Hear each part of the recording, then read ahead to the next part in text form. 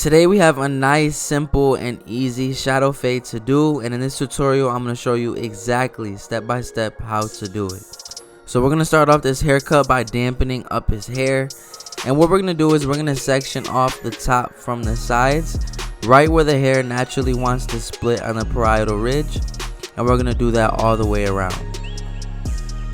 And the reason I like to attack the haircut sometimes like this is because it allows me to only focus on the sides and make sure I maintain that weight along the parietal ridge.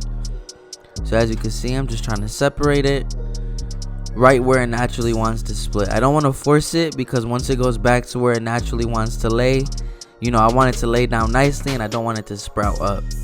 So now we're going to come in with our 2 guard. I believe it is open here.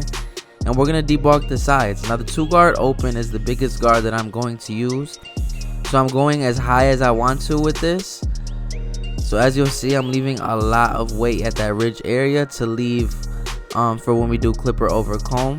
And then I'm giving it a slight drop towards the back just to complement his head shape as well. So I'm coming in with that 2 guard open and flaring off the shape of his head. Same thing on the other side here, coming in and scooping out.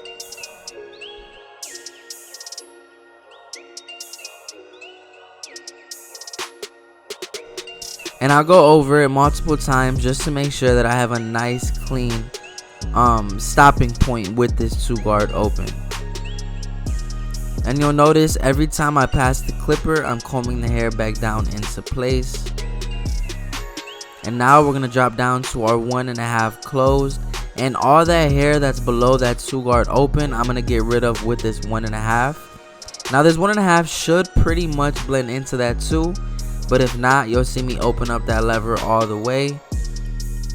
And the reason I use the 2 guard open as opposed to this 1.5 all the way up to the parietal ridge is because it just makes it a little easier when the hair is longer to clipper over comb and transition into that weight. So I use the biggest guard, and then anything under that I get rid of with this 1.5. So you'll see I'm going a little below where I stopped with that 2 guard. And that's because I want the sides as close as possible with this 1.5.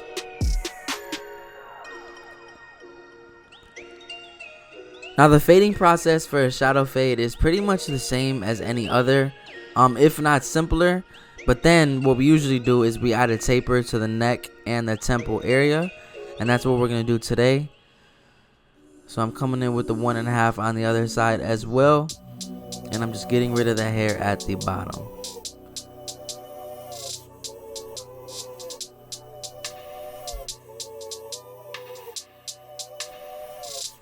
And with bigger guards, especially towards the lowest part of the head, a lot of times you have to go over it multiple times just to make sure that you lighten up those dark spots as much as possible.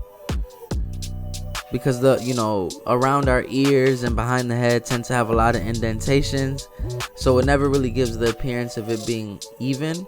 So the taper is going to help out a lot with that. So we're going to come in with our trimmer right at the end of the eyebrow and where the ear connects to the head and establish our bald line. And for me, I like to do shadow fade with tapers. I don't like to do a shadow fade with just a line up all the way around. I don't think it's the cleanest look, so that's why we added a taper today. Going over it, make sure that's all the way down to the skin. Now we're going to follow it up with the shaver to really make it all the way to the skin and make this haircut last a little longer. And now we're going to come in lever open, just like every taper I do in every other video. We're going to come in lever open, but the difference is it's a lot simpler because we know we're blending into that 1.5 that we took the sides down to.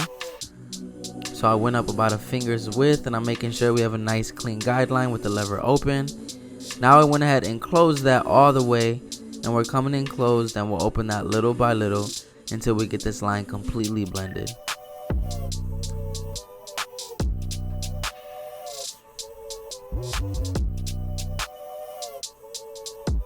As you can see, that line is already starting to disappear. So now we're going to move on to our 1 guard with that lever all the way open. And again, we're going up about a finger's width, but this 1 guard open should pretty much blend into that 1.5. So we should have no problems here, especially when we use the corners. So I'm just working with that open, and then you'll see me close it here in a few moments. And it's already starting to line up. So I close that one guard right here to line up that last line a little bit more. And then we're gonna follow this up with our half guard. Super simple, super easy. Takes no time, literally probably like a minute and a half, 2 minutes. And now we're gonna come to that half guard like I had told you with the lever open. And then we'll close that little by little until we get this line completely blended. So we're working with that corner. So now I'm about halfway right here. And you'll see already at halfway, it is already starting to blend all the way out. So now I closed it all the way. And step by step, little by little, this haircut and this taper is coming together.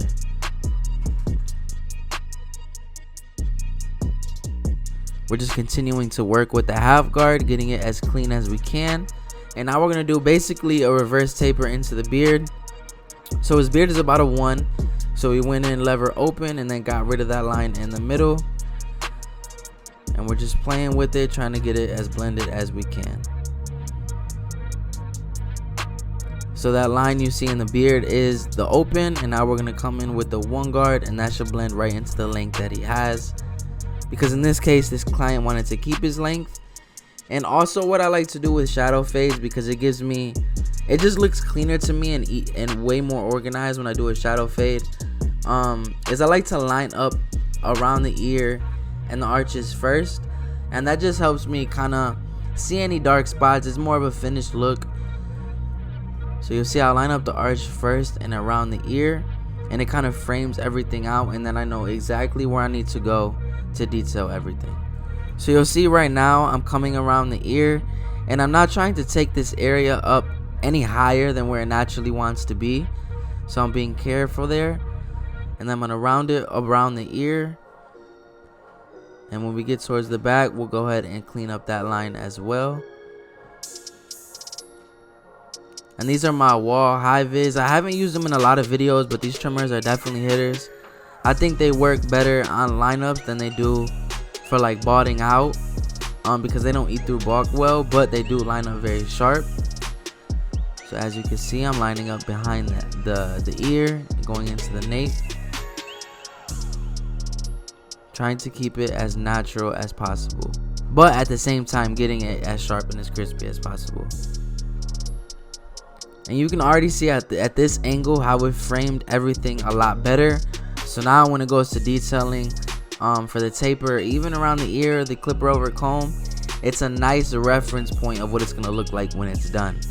So now after we line up the arches and the nape area, we're going to go ahead and taper the neck. So we're coming with our trimmer a little below the bottom of the ear, and we're going to bald all of that out. Now we're going to use our shaver to take it slightly closer to the skin. And this client, man, I love cutting this client because as you can see, when we go all the way to the skin on his fades, the skin turns really white. So the transition from the bald to the darkness on top of the fade is always super clean. So now we're going to come in lever open with our clipper, and we're going up about a finger's width here. Straight across, we're not rounding it, we're just going straight across.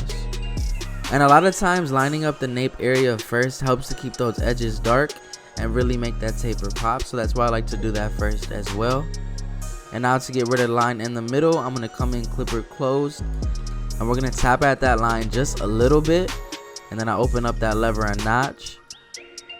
And here I'm going to open it another notch, and as we get towards the top, as you can see, we should be fully open. And this line is completely blended out. So I'm gonna go to the other side and do the same thing. We're closed. Then we'll open up the lever a little bit. And as you can see, when we use the right flick in the right corner, it is very easy to get rid of that line in the middle. And now we're gonna go to our 1 guard with the lever closed. And I'm tacking that line. Now it's not going to get rid of it fully. There's going to be a line in between that will come in with a half guard just like on the sides. And now I'm going to open it up just halfway. Now we're gonna open it all the way, and all the way open with this one guard open should blend right into that 1.5.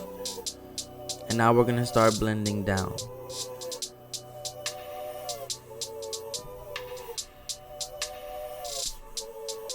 And now to really finish off the taper, we're gonna come in with the lever open, using our half guard, and we're gonna start off with the half guard and then close it little by little. So we're open all the way here. Now we'll close it, I think, halfway, and we're gonna tap at that line a little bit more. But you'll notice I'm not taking the halfway half guard as high as I did with the half guard open. So every time we close it and go shorter, we don't want to take it as high. But you can already see that taper is looking super clean. Makes the haircut, you know, last longer, grow in better, it looks a lot fresher.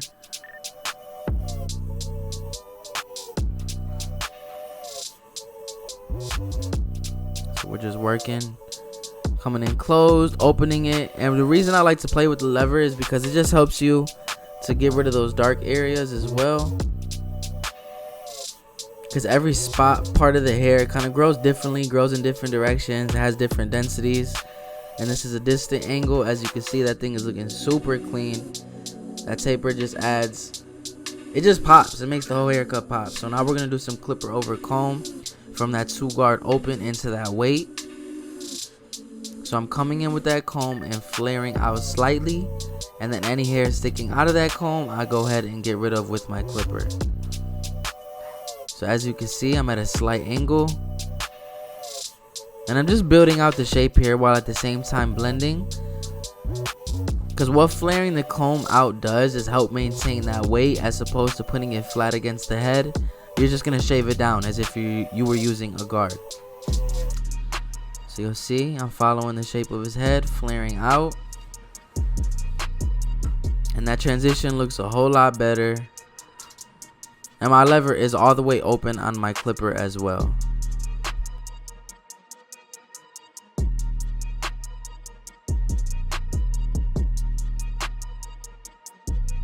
And now we're going to do the same thing on the other side. And clipper over comb definitely saves a lot of time, as opposed to going back and forth to the station and grabbing a whole bunch of guards. So if you can utilize this technique and do it well, it'll save you a lot of time and a lot of headache.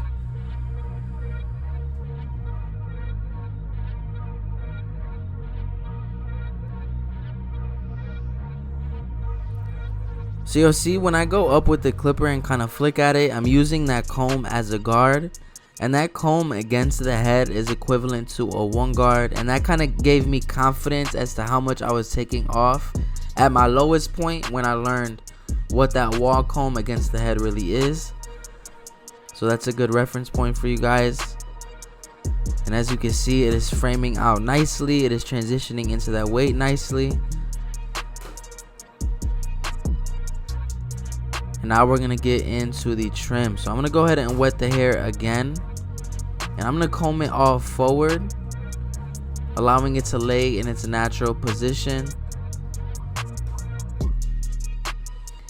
And the reason I wanted to let the hair fall back down before I did some shear over comb is because I wanted to get any overhang from the top to the sides. So now I'm going to do some shear over comb to really soften up that blend between the sides and the top. So I'm combing in with that comb and flaring out slightly, just like I did with the clipper over comb. And the reason I like to use the thinning shears over the regular shears is because the thinning shears cut in between the hair, so it allows the hair to maintain length while lightening it up. But if I came in with my scissors, you know, I usually risk the chance of taking it too short or causing a patch, which is what I don't want. So we're doing the same thing on the other side, softening everything up. And as you can see, that thing is looking super clean. That taper into the 1.5, into the weight on the sides, into the top. Definitely a good look. So now I'm dampening the hair once again, because this client's hair was soaking up the water very quickly. So that's why I had to spray it so many times as well. And now I'm going to start in the front, cutting off the desired length, which was about 1 inch. And then I'm going to work my way back. And I know usually I do the 3 sections in the middle, in the left, and on the right, but a lot of times there's a lot of different ways to skin a cat, as they would say. So you can do this technique, you can do that technique, but in this case I wanted to go ahead and just start in the front and work my way back. But you'll see with the scissors I'm pulling back the hair towards me so I can see what the lowest hair is in front of that and cut everything to that length, as you can see right there. Because you don't want to just pull it up and grab. You want to make sure that you're matching the length in the section before it. And you also want to make sure that when you're pulling the hair back like this, you're not taking too much hair at once. You want to do nice little sections as you move back. So I'm doing the same thing in the front, or in the front going towards his right side.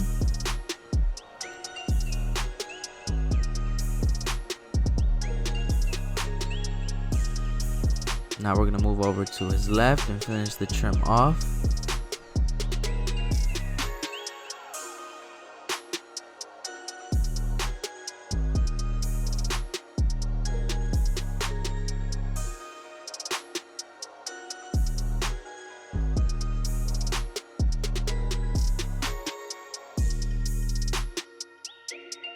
So now we're gonna comb everything forward, and I believe I'm gonna go ahead and cross check it here in a few seconds. But right here I'm making sure that the front is all the same length, so I'm pulling up his fringe and making sure that it's even all the way across. And now what I like to do after I do my initial trim going back, I like to come from the side and make sure that everything is even. This is called cross checking. So as you can see, when I pull the hair up, it's pretty much all even. It complements his head shape. A little longer in the front, shorter towards the back. And that fade from this angle is looking super clean as well. So I did a pretty good job. So now I'm going to come in one more time to cross check once more. And that was a nice even trim. Now we're going to go ahead and blow dry the top to get it ready to be styled. So this is more of a messier look. It's not really organized. So I'm blasting the hair, trying to get it dry, allowing it to do, you know, what it does. Not really any technique to this.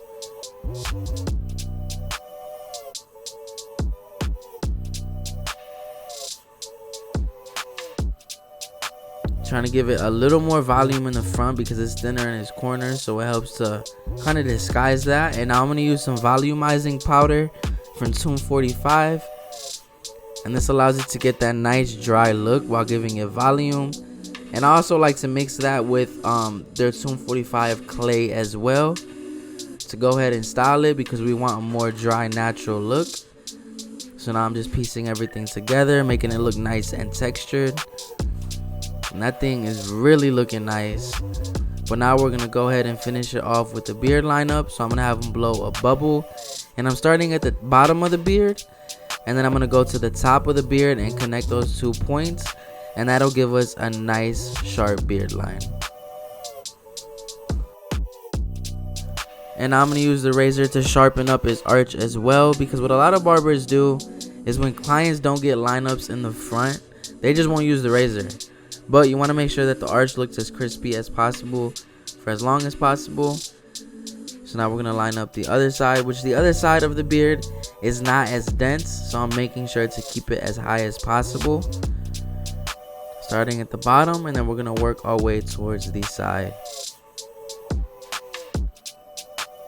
Same with the arch as well. But my client came in looking like this and left looking super fresh. Family, if this tutorial on how to do a shadow fade helped you in any way, shape, or form, make sure you leave a like and a comment. And like always, while you're at it, make sure you hit that subscribe button. But I will go ahead and catch you guys next time. Peace.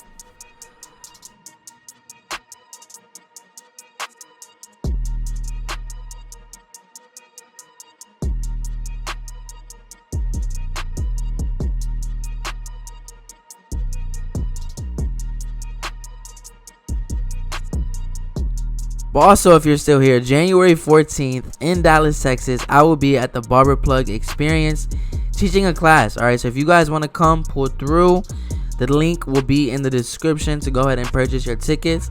I hope to see you guys there. Again, January 14th in Dallas, Texas, Barber Plug Experience. Come see your boy and many others. I will see y'all there. Peace.